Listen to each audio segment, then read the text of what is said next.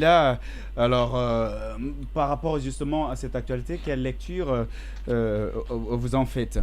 Oui, effectivement, d'abord, joyeux Noël Aux fidèles, aux ouais, fidèles chrétiens à travers le monde et particulièrement à nos compatriotes.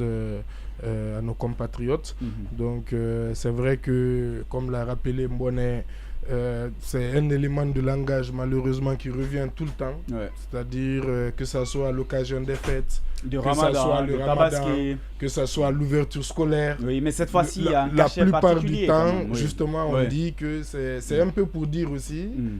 je suis d'accord avec lui, au-delà de l'explosion à laquelle je vais en venir, j'ai l'impression que, je le dis, que la Guinée est de toute façon en crise permanente. Ouais. La Guinée, c'est la crise, normalement elle est temporaire, Ouais. mais la chez Guinée, nous, c'est la crise permanente. Parce ouais. que je ne sais pas quelle décennie on a vécu ici où on peut dire que vraiment économiquement, Ça va. tout était en train de bien aller. Et avec effectivement ce drame qui est l'explosion du principal dépôt d'hydrocarbures dans notre pays et la pénurie de carburant qui est déjà là et qui risque d'être de plus en plus, de se prolonger en tout cas, parce que quelles que soient les mesures correctives qu'on pourra faire, il semble qu'il y aura quand même quelques problèmes de carburant et c'est vraiment un contexte particulier effectivement pour nos compatriotes. J'ai envie de dire que, comme on dit, à toute chose,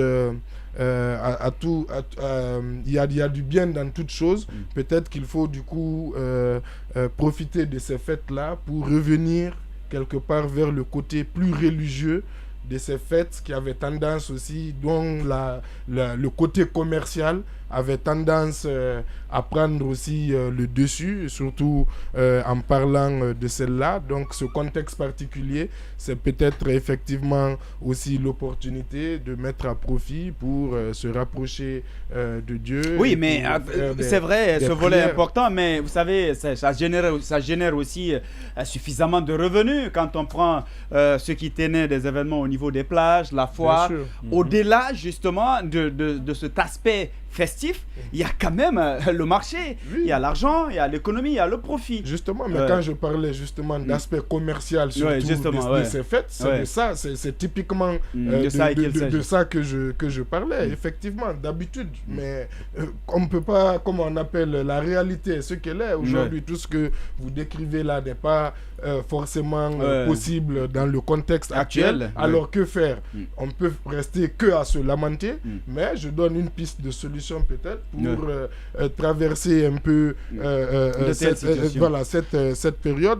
Mais et de toute façon, il me semble aussi, je pense que là, beaucoup d'efforts sont en train d'être faits, peut-être pour qu'on passe encore les fêtes de fin d'année, mais quand j'entends justement la façon comment justement le discours du gouvernement est en train d'évoluer en 2 jours, 3 jours entre le Premier ministre, le ministre des Finances que j'ai écouté, le ministre du Budget et aussi le ministre de la Sécurité en tant que président du comité de crise, qui disent vraiment, qui préviennent que ça va être dur, et je pense que ça c'est vraiment à l'horizon début janvier justement 2024. Il y a aussi la question de la desserte d'électricité. Vous savez que cela nous avait été déjà prévenu, glissé dans l'un des communiqués des premiers jours suivants. Il faut dire que pour le moment, moi, je n'ai pas constaté, en tout cas dans mon quartier, une baisse, mais je me demande si ce n'est pas lié justement à ces fêtes de fin d'année, et je pense qu'en début janvier, ça sera certainement un autre contexte. Alors, Diallo.